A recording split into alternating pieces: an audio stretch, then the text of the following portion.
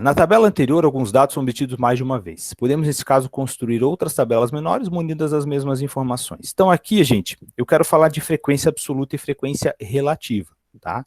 Então, na tabela aqui anterior, se a gente for olhar, a escolaridade de graduação, ela aconteceu 8 vezes, tá? Ela aconteceu 8 vezes. Esse 8 vai ser a frequência absoluta, beleza? Mestrado 4 e doutorado 3. Então, essa quantidade é uma frequência, no caso, é a frequência absoluta. A proporção em questão, proporção em relação ao todo, vai ser, então, para nós, a frequência relativa, ok? Frequência relativa.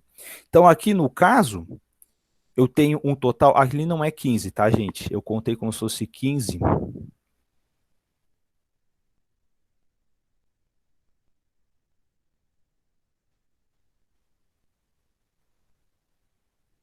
Tá, eu tenho que corrigir aqui. É que eu fiz como se fosse 15, são 14, tá? Então, essa minha tabela aqui, vamos supor que fosse isso, tá, gente? Eu queria fazer ali, mas eu acabei confundindo ali o número. Então, suponha que fosse 15, tá? Eu vou ter aqui uma proporção, tá? É o total que eu tenho de graduação dividido pelo total geral, que é 15. Então, vai dar 8 por 15 dá 0,53, tá? 4 por 15 para o mestrado e 3 por 15 para o doutorado. Essa frequência relativa, geralmente ela é expressa em porcentagem. Observa que ali o 0,5333, ele é, em porcentagem, 53,33%. 0,2667, 26,67, e o 0,20 é 20%, tá? Antes que alguém pergunte, isso aqui é uma aproximação, tá? 8 dividido por 15, 4 dividido por 15, dão dízimas periódicas, então a gente arredonda ali o último algarismo convenientemente. Tá? Então aqui, gente, eu falei aqui já antes, reforçando, então a frequência absoluta é a quantidade, a frequência relativa é a proporção, podendo ser expressa em porcentagem.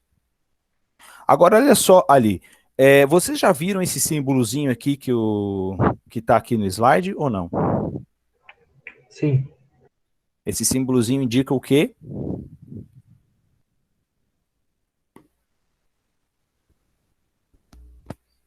Um somatório. Somatório, né?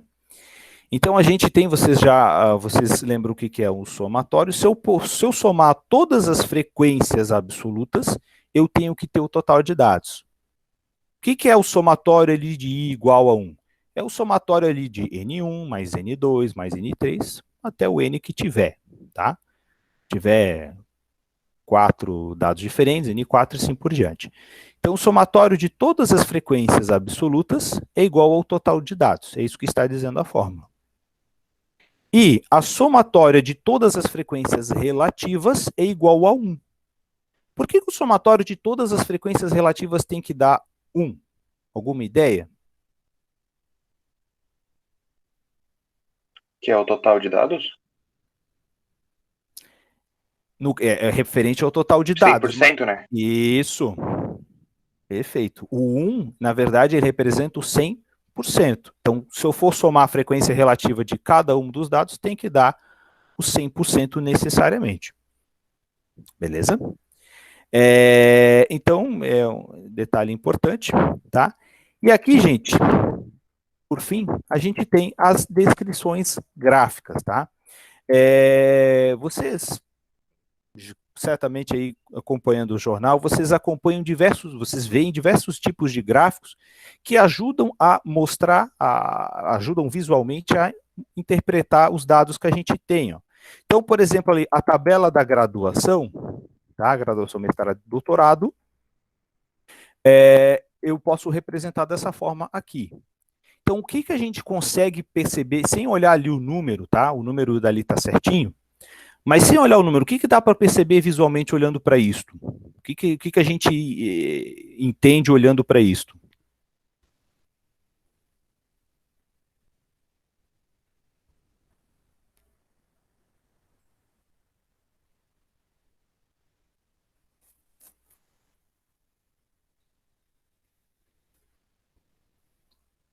Alguma ideia?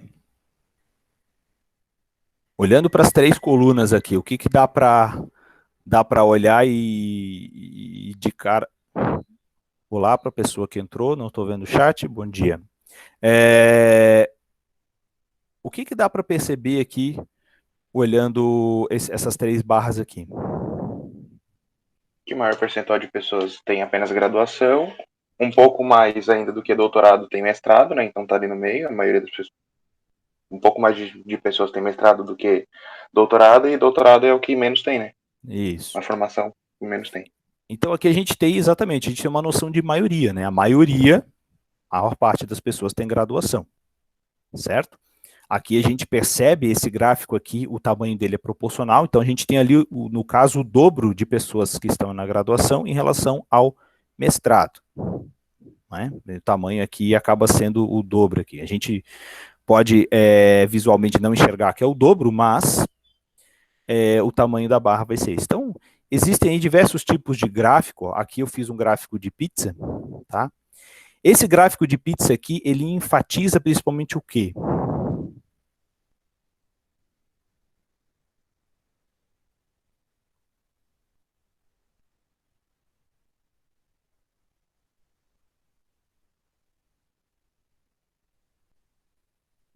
Olhando, quando tu olha um gráfico de pizza, normalmente, tu olha as fatias de pizza, o que tu percebe?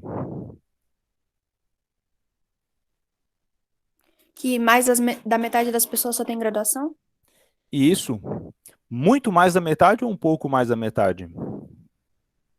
Um pouco mais da metade. Ali no caso deu um pouquinho mais da metade, não deu muito, né? Mas dá para perceber aqui que um pouco mais da metade tem graduação só olhando para o gráfico, não precisa fazer a conta. 8 para 15 dá mais da metade. Não. Tu pode olhar o gráfico e visualmente ter esse entendimento, esse é o objetivo do gráfico. Aqui nesse gráfico anterior, a gente já não é tão claro para a gente que o 8 é mais da metade do todo. Olhando só aqui, a gente vê que o 8 é maior do que os outros dois. Vê bem isso, certo? Mas nesse gráfico aqui, a gente consegue perceber visualmente que ele é maioria absoluta, entendeu? Ganha em primeiro turno, no caso. Né? Tem mais da metade dos votos. Ganha em primeiro turno é alusão, né, a cidades que têm segundo turno, no caso, Criciúma não tem segundo turno na eleição, mas, enfim, você sabe, né, as cidades que, com mais de 200 mil eleitores, se um candidato tiver mais da metade dos votos, ele está eleito em primeiro turno. Né? Parênteses aqui. Se for fazer um gráfico de pizza com os votos válidos, se der ali mais da metade, o cara está eleito em primeiro turno, como está ali em azul. Alguns livros, se vocês forem consultar, eles mostram como calcula esse ângulo aqui, ó. Tá vendo esse ângulozinho aqui, ó? O ângulo aqui de cada fatia, tá? Quantos graus tem a fatia inteira? Fale comigo. 360 graus. Oi? A pizza inteira, no caso do professor está falando, né? Não especificamente 20%. Não, a pizza inteira, isso. Ah, tá. Então, tem 60... ele tem 360 graus. Se você quiser calcular, por exemplo, só a fatia azul, você pode fazer uma regrinha de 3, né? 360 graus é 100%, 53,33 dá X%. Você pode fazer uma regrinha de 3 e calcular aqui esse ângulo aqui, tá? Você pode, se não tiver... Claro, dá para fazer isso usando a planilha, né? A gente tem recurso para fazer isso usando a planilha. Se fosse fazer...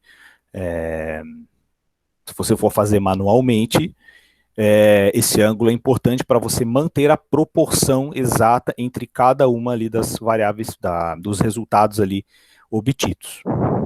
Tá? Então, isso é relevante aqui. E aqui eu fiz um outro número, aqui eu coloquei o 14, tá? Depois ali na hora de publicar o material eu vou fazer essa pequena correção aqui, tá? Mas aqui eu tenho o número de dependentes, então aqui eu tenho um outro gráfico, aqui um gráfico de linhas, tá?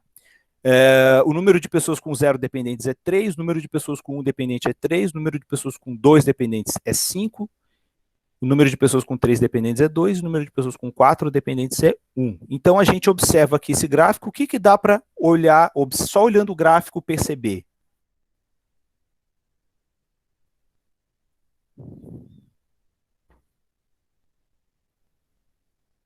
Se o número de pessoas que tem 2 dependentes é maior do que o resto. É maior do que os demais, né? Perceber que é mais da metade aqui, ou menos a metade, é um pouquinho complicado, eu acho, mas saber, claro, que é maior, né? Esse tipo de gráfico vocês estão vendo bastante ali no noticiário, né? Por exemplo, o número de mortes por dia.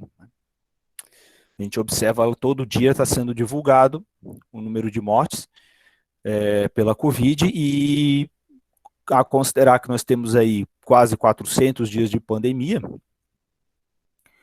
não sei se já passamos os 400 dias, agora o IFSC está há 1 ano em atividade remota, mas a pandemia foi decretada um pouquinho antes, então estamos aí próximo, já passamos de 400 dias de pandemia.